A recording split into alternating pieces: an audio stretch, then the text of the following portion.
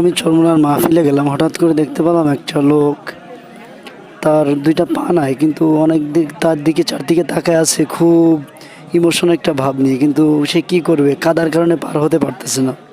But আমি বিষয়টা অনেকক্ষণ দেখলাম, দেখার পর আমার একটু অনুশোচনা হলো, আসলে কি ওই লোকটা পার হওয়ার জন্য চাচ্ছে। পরে দেখলাম হ্যাঁ, নিচের দিকে তাকাচ্ছে।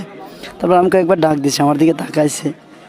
আমি ভিডিও করতেছিলাম তাই আমার দিকে তাকাইছে। পরে আমি যে ভিডিও করার কারণে সে বিরক্ত হচ্ছে নাকি, আমি কিন্তু অনেক দূরে, আপনারা বুঝতে পারতেছেন।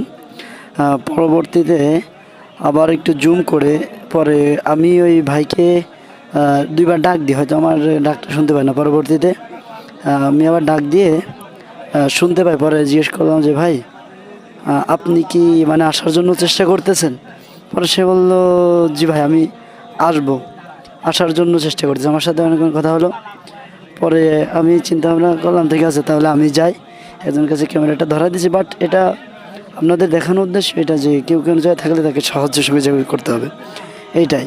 পরে আমি এখানে আমার সাথে একজন ছিল, তার কাছে ফোনটা দিয়ে যাই। বাট ওখানে অনেক কাদা ছিল, আপনারা দেখতে পাচ্ছেন যে আমার পাটা ডেবে যাচ্ছে, ডেবে যায়, পাটা অনেক ভিতরে চলে যাচ্ছে, অনেক কাদা, অনেক কাদা। তারপরে ওই যে অনেক কাদাযুক্ত, যার কারণে দেখেন।